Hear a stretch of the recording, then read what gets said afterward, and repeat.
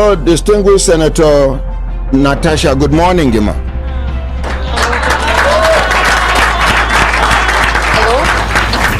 Hello, ma. Good morning. You there live on air as I call you so. Oh. You there comfortable to talk to me? Abi, you go end the call, make I call you back. Abi, you go call back. Oh my God, this is ordinary president, right? Yes, Your ma'am. voice. Yes, ma'am. Distinguished Senator, ma. I had.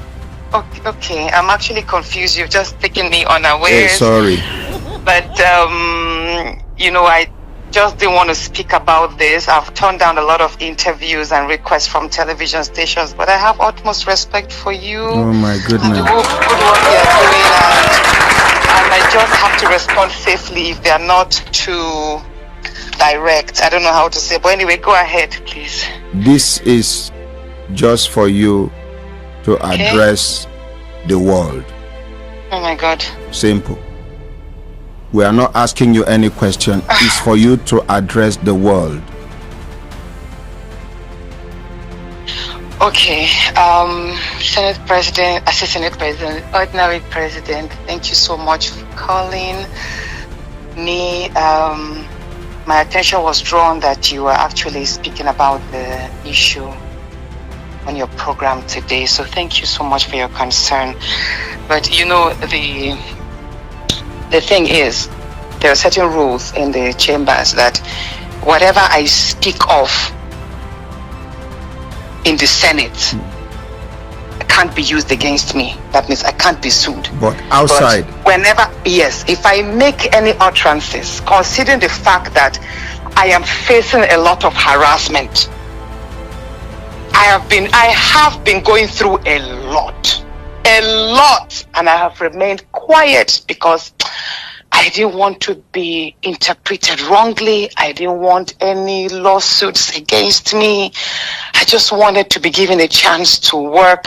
A lot of my privileges have been denied. I have been pulled out from many international activities that I was part of. That is right after that whole nightclub incident that happened last year. Yes. Ever since then, I have been sure. There was even a United Nations event I was supposed to attend, which the UN nominated me for, but my name was struck out that they will not promote me in any activity internationally. Okay.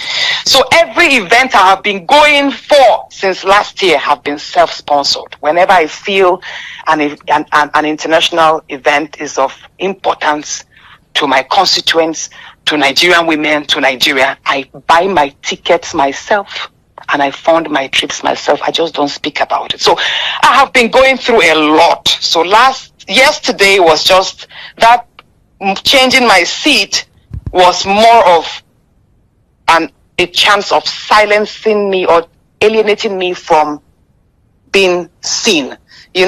Sitting arrangements is very critical. Like when the nearer you sit, positions you closer before the camera and gives you an added advantage to be called upon to contribute to debates. But the seat I was now, ordinarily, I'm already sitting at the very back. If you see me, I'm sitting at the last seat just before the door. But then I was now moved suddenly without notice, without any information. My seat was moved to the far corner. A part where the cameras don't capture. Like if you sit over there, the cameras you won't even be captured. Nobody will even, except maybe they zoom out and they get to see you there. You will just easily be missing out. You can raise your hands up and nobody will call you. So that is why I said no. I don't want to move to that seat. I wasn't notified. You understand? This is not a classroom. You can't just push me around. And there are other senators. There are 109 of us. Why is it me? Why do I have to move there? Why me? Just 2 weeks ago, I was removed from a committee from local content. I was moved from there because some people perceived that I was using that office to divert resources from the Niger Delta to the north. And that was not it. We have the Jakarta-Kaduna-Kano pipeline, which is going to be completed by the second quarter of this year, and we need feed gas for that. And the wake of, Nigeria is now positioning itself to be more productive. Industrialization is picking up. So the factories up north, like other parts of Nigeria, we need greater electricity supply. And now we have CNG cars, vehicles being converted to CNG. There will be a number of CNG stations across the north and every other part, like other parts of Nigeria. We need feed gas to service all of these spots. And it was even the president that assented to the executive order. So how does that, why picking on me? Like, basically, I'm not going to mention names specifically, but there's a whole lot going on. And all I would just say is, I appreciate Nigerians for standing up. I have been going through a lot, but I will not mention names. It's okay. But, and in due time, if it depends on how things go, in due time, I might have to come up personally to speak on everything. Thank you very much. I know that right now they are planning my suspension. If I'm suspended, fine. It will not stop me from doing my work wherever I can. Do you understand? I have a number of projects in line, and I will keep serving my people. I'll keep being a voice. Thank you very much. Do you understand? Thank you. And I will keep being a law-abiding citizen. So I did not speak out of order.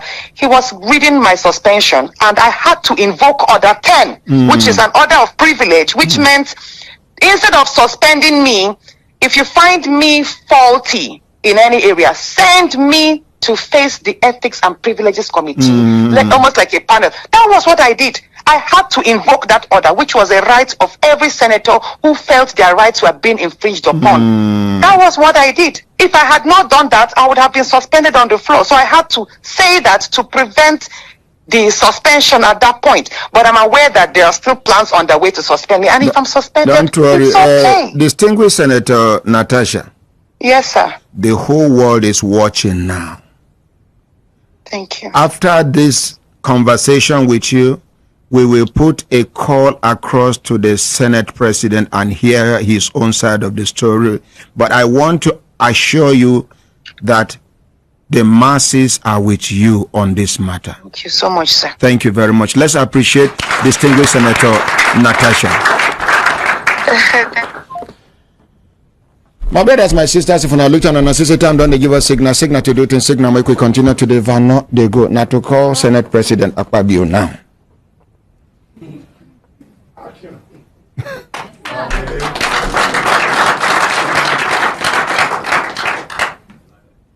And 11 o'clock be this, okay, Akpabio. Now in number they look for so. Senate President. Will they call the Senate President of the Federal Republic of Nigeria?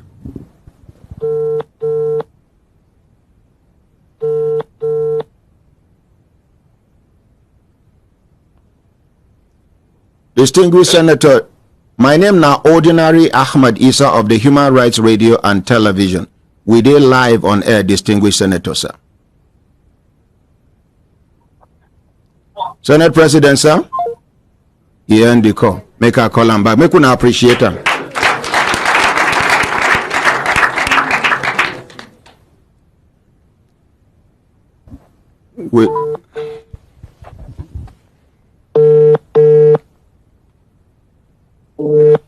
In number we finish with 515. Distinguished Senator Godswill Akpabio, the Senate President of the 10th Assembly. Now we dey call, make you talk in own side of the story about what we see for the chambers. We don't call on the second time. How many times will they call anybody here? 3 times. How many we don't do? 2 times. You remain one now.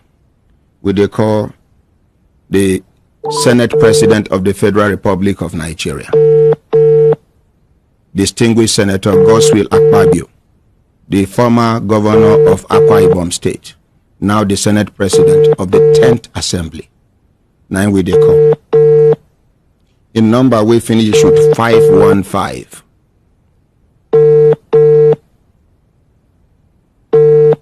Now here we dey call so So my brothers, my sisters, if you look at and say time, don't they give us signal to do it in signal. Make we continue today. Park Kaya come up for studio. I introduce the name, Ordinary President, and then Human Rights Radio and Television, legally established. Una waiting.